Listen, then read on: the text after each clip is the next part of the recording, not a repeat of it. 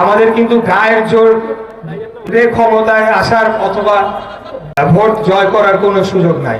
আমাদের কর্মের মাধ্যমে জনগণের মন বিজয় করে আগামী দিনে আমাদেরকে রাজনীতি করতে হবে।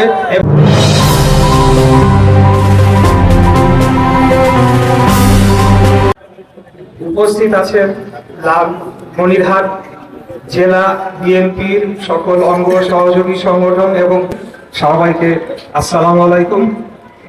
আমি 2022 সালেও এখানে একবার এসেছিলাম, তখন দেশ পরাধীন ছিল, কিন্তু আমি তখন আমার সেই সফর শেষে আমি ঢাকা ফেরত গিয়ে সবাইকে আমি বলেছি, সারা বাংলাদেশকে পরাধীন করে রাখা হলেও আমি লালমনিরহাটে যে চিত্র দেখে এসেছি, মনে হয়েছে বাংলাদেশ জাতীয়তাবাদী দল তখন ক্ষমতায় ছিল। এটি সম্ভব হয়েছে এই এলাকার জনগণ এবং আপনাদের মাটি ও মানুষের নেতা জনাব আসাদুল হাবিব দুলুর সাংগঠনিক দক্ষতায়। আপনারা শত বাধা বিপত্তি প্রতিকূলতার মধ্যেও যেভাবে আপনারা অবস্থান নিয়েছিলেন এবং আপনাদের রাজনৈতিক আদর্শকে আপনারা ধারণ বাহন করেছেন, শত বাধা মোকাবেলা করেও সেটি জাতির জন্য অনুকরণীয় হয়ে ছিল এবং আগামী দিনও থাকবে ইনশাআল্লাহ। আমি এখানে রাজনৈতিক বক্তব্য দিব না। আমাদের এখানে অত্যন্ত প্রবীণ নেতা, যিনি আসলে এই আন্দোলন সংগ্রামের একজন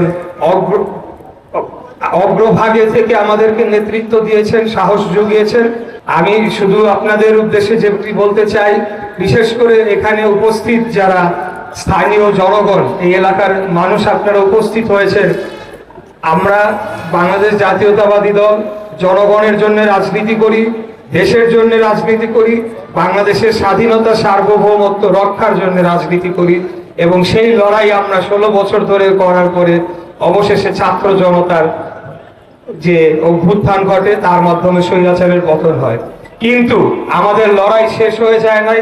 আগামী দিনে আমাদেরকে এই একটি জনগণের সরকার প্রতিষ্ঠার মাধ্যমে বাংলাদেশের আপনাদের অধিকার আপনাদেরকে ফিরিয়ে দিতে হবে। সেই লড়াইটি আমাদের এখনো চলমান রয়েছে। তাই আমি সবাইকে, বিশেষ করে তরুণ প্রজন্ম যারা হয়তোবা আমার কথা শুনে থাকেন, তাদেরকে অনুরোধ জানাবো এবং আমাদের দলীয় নেতা কর্মীদেরকে বিশেষ করে, যে আমাদের কিন্তু গায়ের জোর ক্ষমতায় আসার অথবা ভোট জয় করার কোনো সুযোগ নাই। আমাদের কর্মের মাধ্যমে জনগণের মন বিজয় করে আগামী দিনে আমাদেরকে রাজনীতি করতে হবে এবং ভোটের মাধ্যমে বাংলাদেশ জাতীয়তাবাদী দলকে সরকারে আসীন করতে হবে। সেটাই আমাদের লক্ষ্য। এই বলে আজকে আমি নিজেকে অত্যন্ত গর্বিত এবং ধন্য মনে করছি। এই রকম একটি অনুষ্ঠানে আমাকে বিশেষ অতিথির মর্যাদা দেওয়া হয়েছে, সেজন্য আমি উদ্যোক্তাদের আবারও আমার কৃতজ্ঞতা প্রকাশ করে আমার বক্তব্য শেষ করতে চাই। খোদা হাফেজ। বাংলাদেশ জিন্দাবাদ, বাংলাদেশ জাতীয়তাবাদী দল জিন্দাবাদ। শহীদ রাষ্ট্রপতি জিয়াউর রহমান অমর হোক।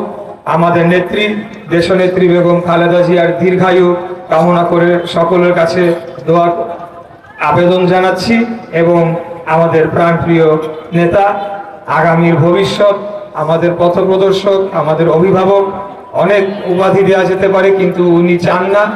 উনি চান যে আমরা ওনাকে ওনার মর্যাদাটা দেই। সেটি আমাদের প্রাণপ্রিয় নেতা জনাব তারেক রহমান জিন্দাবাদ। আসসালামু আলাইকুম।